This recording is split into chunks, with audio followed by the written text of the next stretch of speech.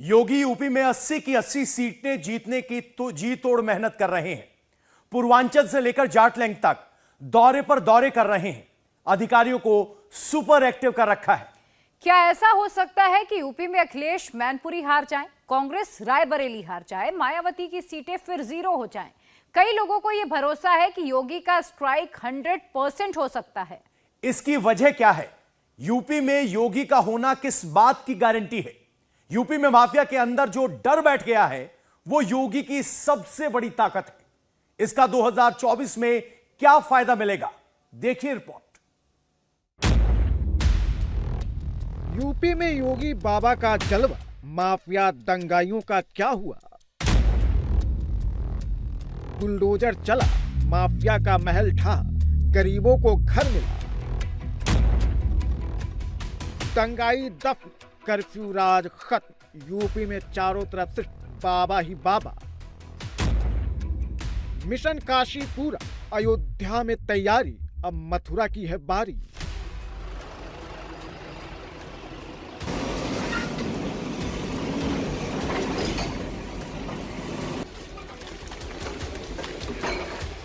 पचहत्तर जिले, 22 करोड़ की आबादी, आए दिन दंगे, सड़क पर दौड़ती पुलिस, माफियाओं का आतंक। योगी आदित्यनाथ को विरासत में कुछ इस तरह की ही यूपी मिली थी, लेकिन आज नो दंगा, नो कर्फ्यू, माफिया या तो जेल में है या फिर एनकाउंटर हो चुका है। आज कर्फ्यू तो नहीं लगता ना, दंगा भी नहीं होता ना, कावड़ यात्रा शांतिपूर्ण तरीके से निकल रही है ना, पर्व और त्योहार शांतिपूर्ण ढंग से मनाए जा रहे हैं ना, बेटियां सकुशल स्कूल जा पा रही है ना, और भाइयों बहनों कनेक्टिविटी कितनी बेहतर हुई है। यूपी ही नहीं, देश में सीएम योगी के सुशासन और एक्शन का जादू सिर पर चढ़कर बोल रहा है। हिंदू हो या फिर मुसलमान, सभी योगी को 10 में से 10 नंबर दे रहे हैं। तो इसके पीछे उनका सुशासन और विकास का योगी मॉडल है। सवाल यह है कि आखिर क्या है योगी मॉडल? माफिया और गुंडों पर बुलडोजर एक्शन, दंगाइयों पर लगाम, बवालियों पर एक्शन, हिंदुओं के पर्व त्योहार पर कानून का कोई शिकंजा नहीं, काशी से अयोध्या और मथुरा तक का विकास। हिंदू हो या फिर मुसलमान, सभी को सुरक्षा और योजनाओं का लाभ, युवाओं के लिए रोजगार, राज्य में इन्वेस्टमेंट। और जैसे ही इन सभी तारों को सीएम योगी ने टाइट किया तो यूपी में योगी का स्ट्राइक रेट बढ़ गया। लेकिन यह सब मुमकिन हुआ कैसे? राज्य वही है, लोग भी वही है, बदली है तो सिर्फ सरकार, बदले हैं तो सिर्फ सीएम। आखिर योगी आदित्यनाथ ने यूपी को कैसे बदल दिया? दंगाइयों पर कैसे कंट्रोल किया? योगी ने माफियाओं को कैसे मिट्टी में मिलाया? हिंदू हो या फिर मुस्लिम, सब योगी योगी क्यों कर रहे हैं? इसे जानने के लिए आपको योगी मॉडल के बारे में समझना होगा। ये जानना जरूरी है कि योगी ने कैसे माफियाओं की कमर तोड़ी और यूपी में कानून का राज स्थापित किया। इन 4 चेहरों को गौर से देख लीजिए। माफिया मुख्तार अंसारी, जिसका पूर्वांचल में तूती बोलती थी, इसके इशारे के बिना पत्ता तक नहीं हिलता था। दूसरा अतीक अहमद, जिसका आतंक इलाहाबाद से यूपी के बलिया तक था। बदन सिंह बद्दो, पश्चिमी यूपी में क्राइम का दूसरा नाम। और चौथा सुंदर भाटी गैंग। इसमें से कोई जेल में सड़ रहा है तो किसी का एनकाउंटर हो चुका है। सभी के माफियागिरी पर योगी का बुलडोजर दनादन दौड़ रहा है।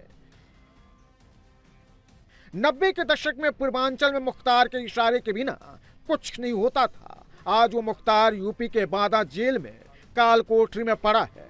उसके अवैध कब्जे पर योगी का बुलडोजर चल रहा है। बीते 7 सालों में मुख्तार की 6 अरब की संपत्ति पर बुलडोजर चल चुका है। 2017 से 2022 तक 2 अरब 80 करोड़ की संपत्ति पर बुलडोजर गरजा है। तो 1 अरब 82 करोड़ से अधिक की चल अचल संपत्ति जब्त की गई है। मऊ, गाजीपुर और आजमगढ़ में सबसे अधिक ध्वस्तीकरण और जब्तीकरण की कार्रवाई हुई है। एक तरफ माफियाओं के अवैध कब्जे पर बुलडोजर चल रहा है तो दूसरी तरफ माफियाओं के कब्जे से छुड़ाई गई जमीन पर योगी सरकार गरीबों के लिए घर बना रही है। लेकिन मुख्तार अंसारी अपने खत्म होते माफियागिरी से नहीं डरा हुआ है। सबसे ज्यादा वो एक के बाद एक केस में हो रही सजा से डरा हुआ है। माफिया मुख्तार अंसारी पर कुल 65 मुकदमे दर्ज है। योगी सरकार में अभी तक 7 केस में मुख्तार को सजा हो चुकी है। इसमें 10 साल की कठोर सजा से लेकर उम्र कैद तक की सजा है और 2024 में 10 और केस में फैसला आ सकता है। यानी अगर यमदूत भी आ जाए तो भी मुख्तार का जेल से निकलना मुश्किल है। मुख्तार अंसारी के परिवार पर भी कानून का शिकंजा कसता जा रहा है। मुख्तार और उसकी पत्नी, मां, भाई, रिश्तेदार सभी के अवैध कब्जे वाली संपत्तियों पर बुलडोजर चल चुका है या तो जब्त कर लिया गया है।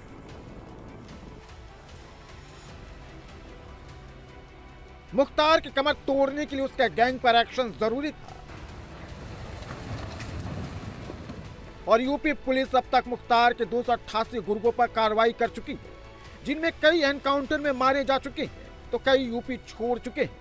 बीते 7 साल में मुख्तार के 22 शूटर एनकाउंटर के डर से खुद सरेंडर कर चुके हैं तो 182 को पुलिस गिरफ्तार कर जेल भेज चुकी है।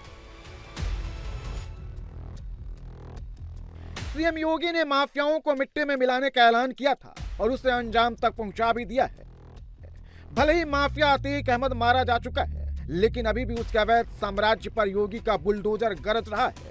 पुलिस का डर इतना कि 11 महीने में अतीक के बचे हुए गुर्गे या तो सरेंडर कर चुके हैं या फिर अंडरग्राउंड हो चुके हैं, क्योंकि 11 महीने में अतीक के 10 में से 6 करीबी दुनिया छोड़ चुके हैं। अतीक के साथ ही भाई अशरफ की हत्या हो चुकी है।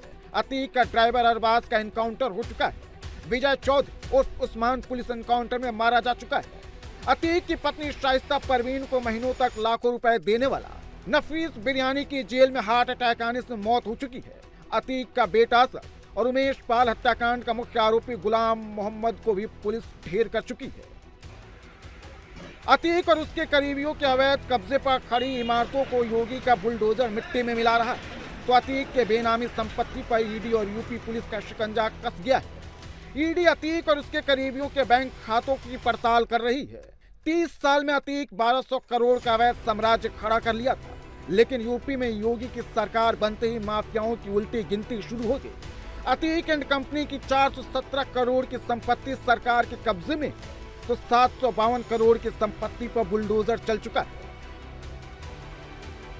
योगी ने न सिर्फ यूपी में माफियाओं को भागने पर मजबूर किया बल्कि दंगाइयों को भी यूपी पुलिस ठिकाने लगा चुकी है। एक समय था जब यूपी में आए दिन दंगे हुआ करते थे। यूपी के किसी न किसी जिले में कर्फ्यू लगा होता था। विकास की पहली शर्त होती है सुरक्षा। सुरक्षा के साथ सरकार ने पहले दिन से कह रखा है कि हमारी संवेदना गरीब के लिए है, अन्नदाता किसान के लिए है, नौजवान के लिए है, बहन बेटियों की सुरक्षा के लिए है, व्यापारियों की सुरक्षा को लेकर के है, आम नागरिक को शासन की योजनाओं का लाभ प्रदान करने को लेकर के है। हमारी संवेदना किसी माफिया, किसी अपराधी के प्रति कतई नहीं है। जीरो टॉलरेंस के तहत सरकार कार्य करेगी और अपराधियों और माफियाओं से सख्ती से निपटने का काम भी करेगी। माफियाओं का ठिकाना जेल बना तो दंगे पर लगाम लग गया। यूपी में गुर्गों का एनकाउंटर शुरू हुआ तो सड़क से दंगाई गायब हो गए। सीएम योगी ने दिखाई सख्ती तो यूपी में दंगे पर फुल स्टॉप लग गया। एनसीआरबी के आंकड़े के मुताबिक यूपी में साल 2022 में एक भी दंगा नहीं हुआ। पिछले 5 साल की बात करें तो यहां पर 50% की गिरावट आई है। एनसीआरबी के मुताबिक यूपी में साल 2016 में 8016 बवाल या दंगे हुए थे। साल 2017 में 8990 बवाल या दंगे हुए, जबकि साल 2018 में 8908 और साल 2019 में 5714 मामले दर्ज किए गए। शक्ति का परिणाम हुआ। एक तरफ सुरक्षा का वातावरण बना, दूसरी तरफ जिस राज्य में हर दूसरे दिन बड़े दंगे होते थे, महीनों महीनों कर्फ्यू लगा रहता था, आज उसी उत्तर प्रदेश के बारे में लोग कहने के लिए मजबूर हैं कि नो कर्फ्यू नो दंगा, यूपी में सब चंगा। आज दंगाई जेलों में है और बाबा का बुलडोजर फील्ड में है। ये योगी सरकार के सख्त एक्शन का ही डर है कि दंगाई अब अपना ठिकाना बदल चुके हैं। भगवाधारी योगी आदित्यनाथ की सरकार में हिंदू और हिंदुत्व को वो धार मिली है जिसकी उम्मीद किसी को नहीं थी।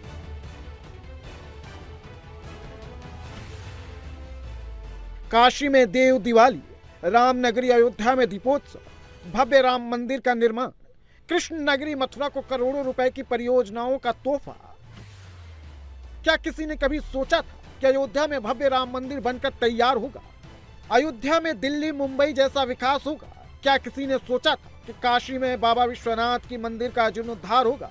क्या किसी ने सोचा था कि कृष्ण नगरी भी अयोध्या की तरह विकसित होगी? लेकिन ये सब हो रहा है। अयोध्या में भगवान राम का मंदिर बनकर तैयार हो गया। अयोध्या को अपना एयरपोर्ट मिलने वाला है। अयोध्या पूरी तरह से सज गई है। रेलवे स्टेशन से लेकर बस अड्डे तक की पूरी तस्वीर बदल गई है।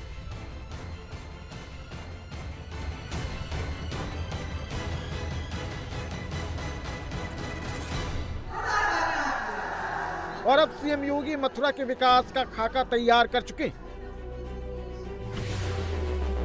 और आज योगी आदित्यनाथ ने बटेश्वर से आगरा और मथुरा गोवर्धन के बीच हेलीकॉप्टर सेवा की शुरुआत की। कृष्ण भक्त गोवर्धन में गिरिराज पर्वत की परिक्रमा करते हैं।